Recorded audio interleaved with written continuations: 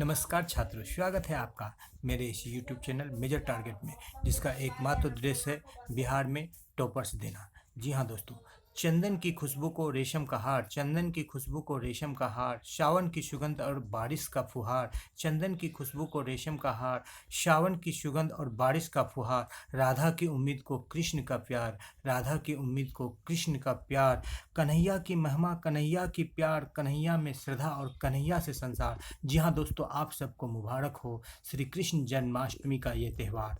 तो फिर देर किस बात की, आज इस वीडियो में हम लेकर के आए हैं 2022 के मोस्ट वीवीआई इंपॉर्टेंट प्रश्न को, जिसमें से 10 में से 5 प्रश्न आपको पक्का गारंटी के साथ 2022 के बोर्ड परीक्षा में आएगा।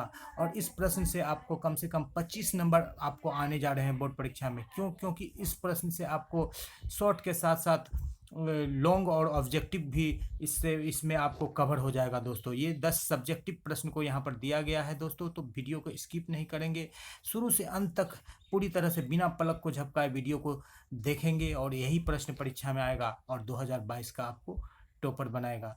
तो वीडियो यदि पसंद आ रहा है दोस्तों तो वीडियो को लाइक कर लें, चैनल को पहली बार विजिट कर रहे हैं तो दोस्तों चैनल को सब्सक्राइब कर लें और बेल आइकन को दबा दें ताकि आपको आने वाली वीडियो की नोटिफिकेशंस मिलती रहे दोस्तों।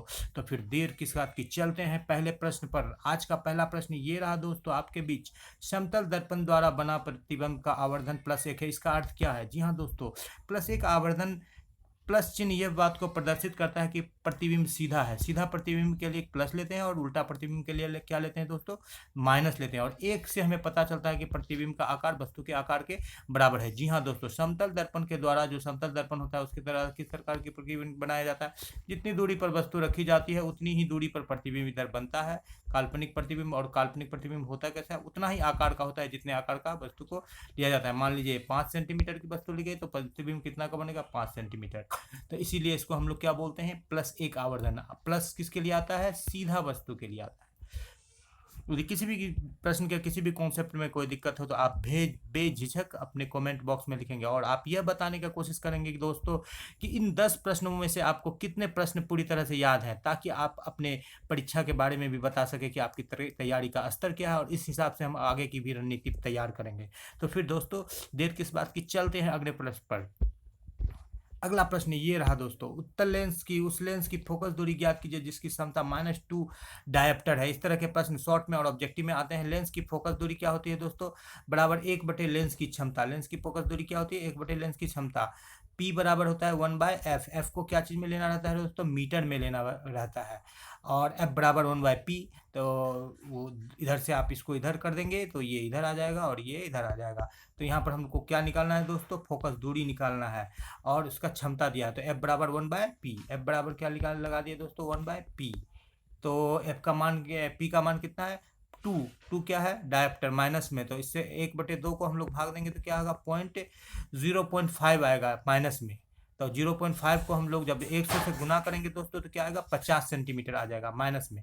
तो माइनस जो फोकस दूरी होती है किसकी होती है? ऋणात्मक। वो अवतल लेंस की होती है। अवतल लेंस किस तरह का होता है दोस्तों?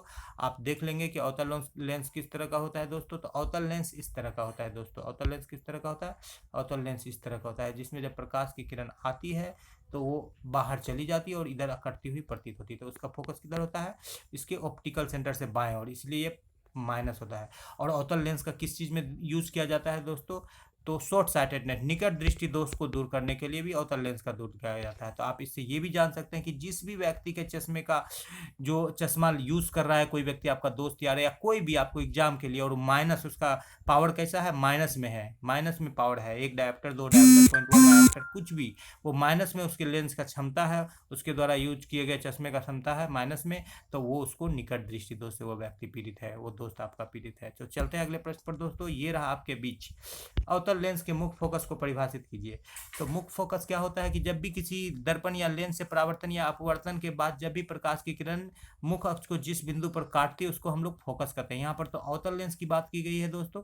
तो अवतल लेंस इस तरह से होता है जिसके कि दबे हुए तल से हम लोग प्रकाश का परावर्तन कराते हैं और उभरा हुआ तल क्या होता है? उसका पॉलिश किया हुआ होता है। जैसा कि यहाँ पर आप चित्र में देख रहे हैं दोस्तों, तो ये मुख्य अक्ष के समांतर, ये मुख्य अक्ष हो गया, प्रकाश की किरण आई और दर्पण से टकराने के बाद इधर बाईं ओर वास्तविक रूप से कट जाती है। तो मुख्य अक्ष का फोकस, उत्तल दर्पण का फोकस कैसा होता है, मुख्य फोकस कैसा होता है दोस्तों, वास्तविक होता है और ऋणात्मक भी होता है।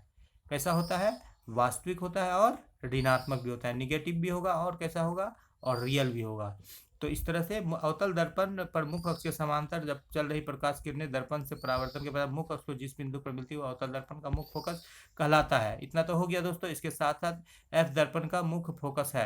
तो यहाँ पर एफ को देख रहे हैं, ये मुख्य फोकस है, लेकिन ये कैसा है मुख्य फोकस हमारा, ये ऋणात्मक भी है और निगेटिव है और साथ ही साथ रियल है, क्योंकि ये किरणों के रियल कटान से बन रहा है। कैसे कटान से बन रहा है, किरणों के वास्तविक कटान से ये प्राप्त हो रहा है दोस्तों। चलते हैं अगले प्रश्न पर। अगला प्रश्न ये रहा हमारे बीच दोस्तों, हम वाहनों में उत्तल दर्पण को पक्ष दृश्य दर्पण के रूप में वरीयता क्यों देते हैं, पक्ष दृश्य दर्पण के रूप में वरीयता क्यों देते हैं हम वाहनों में, उत्तल दर्पण को पक्ष दृश्य दर्पण के रूप में वरीयता क्यों देते हैं। यहाँ पर दृश्य होगा दोस्तों, पक्ष दृश्य यानी कि साइड मिरर के रूप में हम उत्तल दर्पण का यूज क्यों करते हैं। तो देख लेंगे दोस्तों, ये उत्तल दर्पण हमेशा कैसा प्रतिबिंब बनाता है, सीधा बनाता है, विस्तृत दृष्टि क्षेत्र में बनाता है। यानी कि जो दर्पण दोनों साइड से यदि आप गाड़ी लेकर के जा रहे हैं रोड पर, तो दोनों साइड बायां या दायां से यदि आ रहा है तो वो भी आपको वो प्रतिबिंब बना देगा। साथ ही साथ उत्तल दर्पण हमेशा प्रतिबिंब कहाँ बनाता है दोस्तों, ये देख लेते हैं आप एक चित्र में। ये उत्तल दर्पण हो गया, जब से इधर हम लोगों ने पॉलिश कर दिया, और ये इसका मुख्य अक्ष हो गया। तो यहाँ से जब प्रकाश की किरण आती है तो इसे छिटक जाती है और यहाँ पर ये इस तरह से चली जाती है। और एक किरण मेरा यहाँ पर आता है, जैसे ये वस्तु है दोस्तों, तो यहाँ पर पी पर आता है, पी से वो चला जाता है। तो इस तरह से ये एक किरण इधर से जाती है प्रतीत होती है। यहाँ पर वस्तु का हमारा काल्पनिक प्रतिबिंब बनता है। यहाँ पर कैसा प्रतिबिंब बनता है, काल्पनिक। ये प्रतिबिंब हमेशा पी और एफ के बीच बनता है और कैसा बनता है दोस्तों, सीधा बनता है। कैसा बनता है, सीधा। चाहे वस्तु कहीं भी रहे, सी पर रहे, 2f पर रहे, अनंत पर रहे, कहीं भी वस्तु रहे, अनंत को छोड़ के अनंत और पी के बीच में कहीं भी रहेगी वस्तु, अनंत और पी के बीच में कहीं भी रहेगा वस्तु, तो उसका प्रतिबिंब कैसा बनेगा, एफ और पी के बीच में। जिससे कि यदि कोई चालक यहाँ पर चला रहा है, आप देख रहे हैं कि यहाँ पर ये इसको देख रहा है, ये 2 कार दिख रहे हैं, 3 कार दिख रहे हैं, तो ये कार काफी दूर में भी रहेगा, अनंत पर तो नहीं रह सकता, अनंत से पहले ही रहेगा और आपके फोकस के अंदर में ही रहेगा, तो आप उसका प्रतिबिंब सीधा देख पाएंगे। तो इसीलिए क्या करते हैं, और विस्तृत दृष्टि छोड़, यदि ये इस वाहन को चला रहा है, इसके इस साइड से भी कोई आ रहा है वाहन, या इस साइड से भी आ रहा है काफी दूर से, या इधर से कोई रोड में प्रवेश कर रहा है, तो भी उस वाहन का प्रतिबिंब यहाँ पर आप देख पाएंगे, इधर वाले साइड मिरर में या इधर वाले साइड मिरर में। तो इस तरह से उत्तल दर्पण का यूज किया जाता है दोस्तों वाहनों में साइड मिरर के रूप में। क्या चीज इसको बोलते हैं, पक्ष दृश्य। यहाँ पर दृश्य होगा, पक्ष दृश्य दर्पण, यानी कि उसको हम लोग क्या बोलते हैं, दृश्य, साइड मिरर। अंग्रेजी में क्या बोलते हैं दोस्तों, साइड मिरर। उत्तल दर्पण का उपयोग किसमें किया जाता है, साइड मिरर के रूप में किया जाता है। तो चलते हैं अगले प्रश्न पर दोस्तों। ये रहा आपके बीच अगला प्रश्न, तारे क्यों टिमटिमाते हैं। जी हाँ दोस्तों, जो तारे हमसे होते हैं काफी दूर होते हैं और हमारे बीच, हमारे आंखों से और तारे के बीच में काफी दूर होता है। सूर्य ही 15 करोड़ किलोमीटर है और सबसे निकट का तारा अल्फा सेंचुरी, जो कि 4.2 प्रकाश वर्ष दूर है। अल्फा सेंचुरी कितना दूर है दोस्तों, अल्फा सेंचुरी 4.2 प्रकाश वर्ष दूर है। तो इस प्रकार हम देखते हैं कि तारे हमसे काफी दूर हैं, वहां से प्रकाश को आने में काफी समय लगता है, काफी वर्ष का समय लगता है। तो ये बीच का जो मीडियम होता है, इसका अपवर्तनांक बदलते रहता है। अपवर्तनांक बदलेगा दोस्तों तो प्रकाश के किरण की दिशा भी बदलेगी। अपवर्तनांक बदलेगा तो क्या होगा, दिशा भी बदलेगी, जिस कारण से जो यहाँ से जो प्रकाश चलता है वो कभी इधर से कभी उधर से पहुंचता है। तारों के वायुमंडलीय परावर्तन के कारण ही तारे टिमटिमाते हैं, प्रतीत होते हैं। पृथ्वी के वायुमंडल में प्रवेश करने के पश्चात पृथ्वी के पृष्ठ पर पहुंचते तक तारे का प्रकाश निरंतर अपवर्तित होता है, लगातार, इसलिए टिमटिमाते हैं। लगातार क्या हो रहा है, अपवर्तित। ये काफी करोड़ों किलोमीटर के दूर का क्या है, ये दूरी है।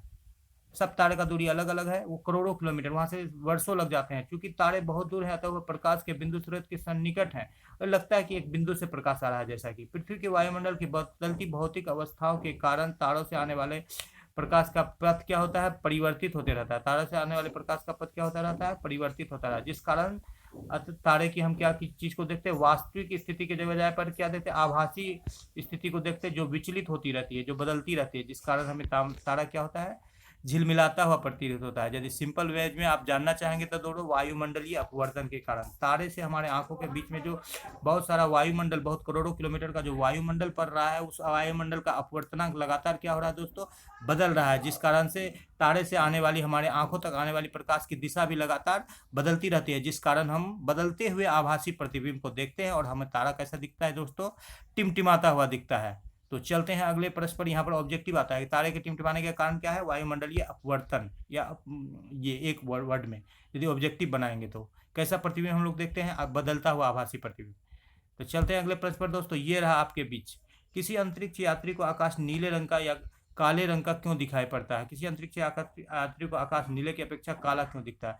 तो आकाश हम लोग को नीला दिखता है क्योंकि जब सूर्य का प्रकाश वायुमंडल से गुजरता है, वायु के सूक्ष्म कण लाल सबसे बड़ी तरंगदैर्घ्य होते हैं विप की ओर में। आप विप की ओर में भी नीचे रहता है, आर नीचे, आर सबसे ज़्यादा इस तरंगदैर्घ्य होता है, इसलिए इसका विचलन कम होता है, और भी सबसे पीछे है। मान लीजिए यहाँ से आप एक पतले रास्ते से 100 लड़के को दौड़ा दें, तो आप किसको देख पाएंगे? जो लड़का सबसे पीछे रहेगा आप उसी को देख पाएंगे। ठीक इसी तरह का यहाँ पर जब सूर्य से सारी प्रकाश चलती है तो लाल सबसे आगे चला जाता है और बैगनी सबसे पीछे रह जाता है, तो हम इसको देख पाते हैं। दूसरे शब्द में कहेंगे कि बैगनी या नीला का विकिरण या प्रकिरणन सबसे अधिक होता है, ये सबसे ज़्यादा फैलता है, छितराता है, और जो पीछे बचेगा उसी को हम लोग देख पाएंगे।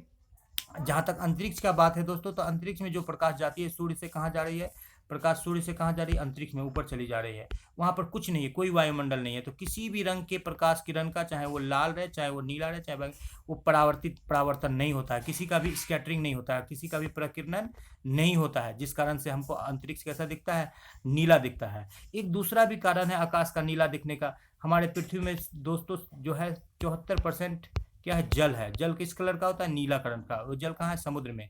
तो जब पृथ्वी पर आती है सूर्य की किरणें तो वो परावर्तित हो जाती है। तो सबसे ज़्यादा कौन सा रंग का परावर्तन होगा? नीला, क्योंकि 74% हमारा समुद्र में ही है, पानी ही है, तो जिसका परावर्तन ज़्यादा होगा उसी को हम लोग देखेंगे।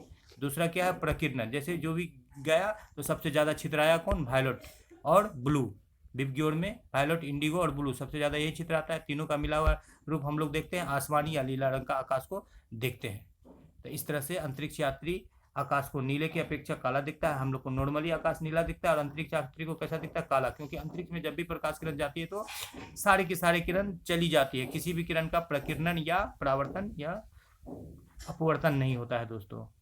तो चलते हैं अगले प्रश्न पर। यह रहा आपके बीच, नेत्र की समंजन क्षमता से आप क्या अभिप्राय है? नेत्र की समंजन क्षमता मतलब होता है एकोमोडेशन पावर। एकोमोडेशन पावर यानी कि एक ही साथ हम यहाँ पर बैठे हुए हैं तो एक ही साथ हम बहुत सारे चीज़ों को देख रहे हैं, दीवार को देख रहे हैं और कुछ को देख रहे हैं, आसमान को देख रहे हैं, पेड़ पौधे को देख रहे हैं, यानी कि जहाँ से भी है आप 25 सेंटीमीटर से लेकर के अनंत तक की दूरी को एक साथ देख सकते हैं। 25 cm से लेकर के अनंत तक की दूरी को आप एक साथ अपने रेटिना पर उसको फोकसित कर सकते हैं। उन वस्तुओं के इमेज को कहाँ बना सकते हैं?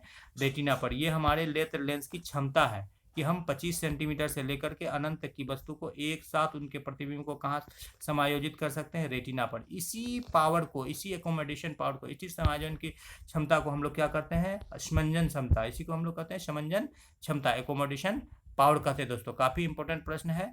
और हमारा 25 से अनंत तक क्या होता है दोस्तों? रेंज ऑफ विजन होता है, दृष्टि विस्तार उसको बोलते हैं दोस्तों। तो काफ़ी सारे ऑब्जेक्टिव भी निकल कर सामने आ रहे हैं। चलते हैं अगले प्रश्न पर। 8वां प्रश्न ये रहा, मानव नेत्र की समान दृष्टि के लिए दूर बिंदु तथा निकट बिंदु कितनी दूरी पर होते हैं? जी हाँ दोस्तों, निकट बिंदु 25 सेंटीमीटर पर होता है और दूर बिंदु क्या होता है? अनंत पर होता है। 25 सेंटीमीटर पर निकट बिंदु होता है और दूर बिंदु कहाँ पर होता है? अनंत पर होता है। 25 सेंटीमीटर पर निकट बिंदु, दूर बिंदु कहाँ होता है? अनंत। अनंत कैसे लिखते हैं? 8 को एक थप्पड़ मार दीजिएगा तो अनंत बन जाएगा दोस्तों। तो ये दूर बिंदु होता है। इसको हम लोग दृष्टि विस्तार या रेंज ऑफ विजन कहते हैं। किसी भी चीज़ का रेंज होता है। जैसे आप किसी दुकान में जाते हैं तो पूछते हैं कि आपके पास जींस है, तो बोलेगा हाँ। कितना रेंज का है? तो बोलेगा कि 300 से लेके 2000 तक। कहने का अर्थ है कि 300 रुपये से लेके 2000 रुपये तक का जींस उसके पास है। उसी तरह से हमारे आँख का रेंज क्या है? देख कितना से सकते हैं? तो मिनिमम 25 सेंटीमीटर को हम लोग देख सकते हैं और मैक्सिमम अनंत तक को हम लोग देख सकते हैं। 25 cm से नीचे को हम लोग नहीं देखते हैं। इसी 25 cm को हम लोग और एक चीज़ जानते हैं, इसको कैपिटल D से डिनोट किया जाता है। 25 सेंटीमीटर को list distance of distinct vision, यानी स्पष्ट दृष्टि के लिए अल्पतम दूरी कहते हैं। तो कई सारे ऑब्जेक्टिव यहाँ से निकल कर सामने आ रहे हैं दोस्तों।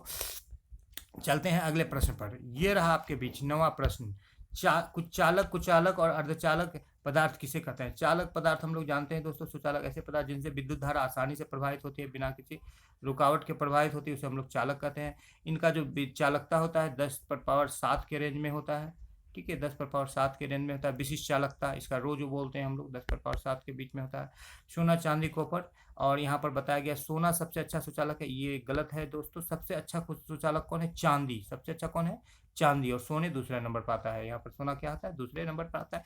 चांदी सबसे अच्छा कुचालक है। इसके बाद कॉपर और एल्युमिनियम का स्थान आता है। तो कॉपर एल्युमिनियम का ज़्यादा यूज़ हम लोग करते हैं सुचालक पदार्थ बनाने में, चाहे वो इलेक्ट्रिक अप्लायंसेस हो या कोई बर्तन वगैरह हो। क्यों? क्योंकि ये सस्ते होते हैं, मजबूत होते हैं, हल्के होते हैं, टिकाऊ होते हैं, अच्छे से सब जगह मिलते हैं। सोना चांदी क्या है, काफ़ी महंगे हैं। चालक का उपयोग विद्युत धारा प्रवाह एवं चालित उपकरणों के निर्माण में हो। चालक जितना अच्छा हो उसमें प्रतिरोध उतना ही कम होगा। प्रतिरोध उसका क्या है, विद्युत कर्मानुपाती होता है। चालक में चालकता का गुण किसके कारण होता है दोस्तों, मुक्त इलेक्ट्रॉन के कारण होता है। काफ़ी सारा ऑब्जेक्टिव आ रहा है। ये चालक कुचालक और अर्धचालक लोंग में भी आता है दोस्तों। तो अगले पेज पर हम लोग चलते हैं। तो यहाँ पर हम लोग देख लेते हैं अचालक के बारे में। अचालक क्या होता है, ऐसे पदार्थ जिनसे विद्युत धारा प्रवाहित नहीं होती है। रबर, प्लास्टिक, सूखी लकड़ी। इसमें एक पदार्थ आता है जो सिरामिक्स, जो सबसे अच्छा कुचालक होता है। सिरामिक्स सबसे अच्छा कुचालक, यानी कि इसमें बहुत ही कम, सबसे कम विद्युत धारा प्रवाहित होती है। जहाँ विद्युत धारा को रोकने का होता है वहाँ कुचालक पदार्थ का यूज किया। इंसुलेटर बनाया जाता है। क्या होता है, इंसुलेटर, धारा को जहाँ रोकना हो, कम करना हो। इसमें मुक्त इलेक्ट्रॉन नहीं के बराबर होते हैं। इसका उपयोग चालक तार के आवरण विद्युत रोटी, जैसे तार जो बिजली विद्युत धारा हमारे घरों में प्रवाहित होती है तो उसको ढका जाता है। किससे, कुचालक पदार्थ से, रबर, प्लास्टिक, ताकि हमको बिजली का झटका न लगे, करंट न लगे। और कुचालक की विद्युत चालकता यदि हम लोग देखेंगे, सॉरी, विशिष्ट चालकता रो को देखेंगे तो ये 10⁻⁻7 ओम इनवर्स मीटर इनवर्स के रेंज में रहती है। ओम इनवर्स मीटर इनवर्स के रेंज में रहती है। अब हम लोग अर्धचालक को ले लेते हैं दोस्तों। तो चालक और अचालक दोनों का गुण जिसमें पाया जाता है उसको हम लोग अर्धचालक बोलते हैं। इसकी संख्या कितना है दोस्तों, 8 होती है। इसमें डोपिंग करने से, यानी कि अशुद्धियाँ मिलाना क्या होता है दोस्तों, डोपिंग करता है। डोपिंग करते हैं जब ना, तो वो अर्धचालक की ये चालकता बढ़ जाती है। अर्धचालक का काफ़ी उपयोग है दोस्तों, किसमें, डायोड में, ट्रांजिशन में, एलईडी इत्यादि में। सबका आजकल चिप वगैरह बनाने में, मोबाइल कंप्यूटर वगैरह का, इसमें क्या चीज़ में यूज होता है, ये अर्धचालक का यूज होता है। काफ़ी इंपॉर्टेंट है। ऐसे पदार्थ जिसमें समान स्थिति में विद्युत धारा प्रवाहित नहीं था, लेकिन अशुद्धियाँ मिलाने पर, तापमान बढ़ने पर उसमें चालकता बढ़ जाती है और उसमें विद्युत धारा प्रवाहित होने लगते हैं, उन्हें अर्धचालक कहते हैं। यानी चालक और अचालक के बीच का हल्का फुल्का उसमें विद्युत धारा प्रवाहित होता है। डोपिंग बोलते हैं, जैसे कोई खिलाड़ी दवा खा लेता और दौड़ गया, जीत गया, तो उसको हटा दिया जाता है, बाद में देखा जाता है, उसको बोलते हैं डोपिंग। तो उसी को, अशुद्धि मिलाने को हम लोग क्या बोलते हैं दोस्तों, डोपिंग। क्या बोलते हैं उसको, डोपिंग। हिंदी और अंग्रेजी में यही वर्ड चलता है दोस्तों, डोपिंग। तो डोपिंग के कारण अर्धचालक की चालकता क्या हो जाती है, बढ़ जाती है। तो 8 मात्र हमारे अर्धचालक है। Silicon, germanium, arsenic, antimony, bismuth, tellurium, polonium, इस तरह से कितने हैं, बोरोन, 8 हमारे अर्धचालक है। ये दोनों काफ़ी इंपॉर्टेंट है। इसका उपयोग क्या चीज़ में किया जाता है, डायोड में, ट्रांजिस्टर में, ये सब ऑब्जेक्टिव आता है। एलईडी में, कंप्यूटर और मोबाइल के चिप इत्यादि को बनाने में इसका उपयोग किया जाता है। ये लॉन्ग क्वेश्चन के लिए था, चालक, अचालक, अर्धचालक। और इसकी चालकता कितने के रेंज में होती है, 2.5 से 0.25, 2.5 इंटू 0.25 इंटू 10⁻⁻7, यानी कि चालक और अचालक के बीच में इसकी चालकता होती है। तो चलते हैं दोस्तों अगले प्रश्न पर। विद्युत परिपथ क्या है। किसी विद्युत धारा के सतत एवं बंद पथ को परिपथ कहते हैं। तो विद्युत परिपथ के लिए क्या होता है दोस्तों, एक बैटरी हो गया, ये बैटरी बड़ा वाला ये प्लस होता है, माइनस होता है, इससे निकलती है धारा, यहाँ निकल रही है। ये स्विच लगा दिया गया है, यहाँ पर एक बल्ब लगा दिया गया है, ठीक है। तो ये, इसको जैसे ही ये बल्ब को हम लोग जोड़ेंगे इससे, तो क्या होगा, विद्युत धारा जलने लगेगी। यहाँ स्विच को ये डाल दिए तो ऑफ हो गया और ऑन हो गया। स्विच ऑफ ऑन यहाँ पर किया जाता है। तो वह रास्ता जिससे ये यहाँ से प्लस से बिजली निकलती है दोस्तों, धन ध्रुव से बिजली निकलती है, वह पथ जिसके द्वारा ये बैटरी के धन ध्रुव से बिजली निकली, स्विच बल्ब होते हुए चालक तार के द्वारा कहाँ पहुँच गई, ऋण ध्रुव तक पहुँच गई, और ये परिपथ पूरा हो गया, ये रास्ता पूरा हो गया। इसी को हम लोग क्या बोलते हैं दोस्तों, विद्युत परिपथ। यहाँ पर चित्र में आपको दिखाया गया, उसी रास्ते को क्या बोलते हैं, विद्युत परिपथ। जिस रास्ते से बिजली बैटरी के धन ध्रुव या प्लस पोल से निकलकर एनोड से कैथोड से निकलकर, सॉरी, प्लस को कैथोड कहा जाता है। कैथोड में देखेंगे आप CAT है, CATHOD। याद बार बार आता है कि कैथोड किसको बोलते हैं, प्लस को कि माइनस को। तो कैथोड में क्या है दोस्तों, याद कर सकते हैं, टी है। कैथोड में क्या है दोस्तों, CAT। टी है तो टी में प्लस, यानी कि प्लस से प्लस को याद कर लेंगे। कैथोड मतलब प्लस। कई बार लोग मिस कर जाते हैं, मैं भी परीक्षा में मिस किया था, लेकिन जब से मैंने इस टिक को याद कर लिया हूँ कि कैथोड में क्या है, टी, तो ये धन ध्रुव है। कैथोड क्या है, धन ध्रुव है। तो कैथोड से जब किसी बैटरी के कैथोड से या धन ध्रुव से विद्युत धारा निकलकर स्विच या और भी प्रतिरोध रहेंगे, एमीटर, वोल्टमीटर, बल्ब होते हुए जब वो ऋण ध्रुव या एनोड तक पहुँचती है, तो उसको हम लोग क्या बोलते हैं दोस्तों, उस रास्ते को हम लोग बोलते हैं विद्युत परिपथ, इलेक्ट्रिक सर्किट। क्या बोलते हैं, इलेक्ट्रिक सर्किट, इलेक्ट्रिक सर्किट। उसको हम लोग क्या बोलते हैं दोस्तों, इलेक्ट्रिक सर्किट बोलते हैं। इस तरह से ये फिजिक्स के 10 प्रश्न आज समाप्त होते हैं, और इनमें से आपको 5 प्रश्न निश्चित रूप से परीक्षा में आएंगे। 10 से कितना आएंगे, 5 प्रश्न निश्चित रूप से आएंगे, और 25 नंबर ये ऑब्जेक्टिव सब्जेक्टिव लगाकर आपको 25 नंबर बोर्ड परीक्षा में ये देने के लिए जा रहा है दोस्तों।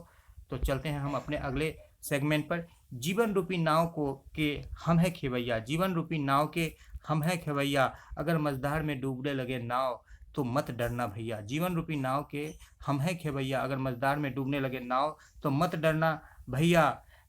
हौसला रखना भैया, क्योंकि आपके नाव को पार कराएगा किशन कन्हैया। जी हाँ दोस्तों, फिर एक बार आपको जन्माष्टमी की ढेर सारी बधाई, आपको जन्माष्टमी की ढेर सारी बधाई। वीडियो अगर आपको पसंद आ रहा था वीडियो को लाइक कर दें, वीडियो अच्छा लग रहा है तो दोस्तों के बीच में शेयर कर दें, चैनल पर नए आए हैं तो चैनल को सब्सक्राइब कर दें और बेल आइकन को दबा दें ताकि वीडियो की नोटिफिकेशन मिलती रहे। और वीडियो को शुरू से अंत तक देखने के लिए आपका बहुत बहुत धन्यवाद, और इस चैनल को ढेर सारा प्यार देने के लिए आपको बहुत बहुत धन्यवाद। फिर एक बार आपसे मिलेंगे, आपसे इसी चैनल पर मिलेंगे। आपके होस्ट और दोस्त इसी समय पर आपसे विदा लेता है। धन्यवाद।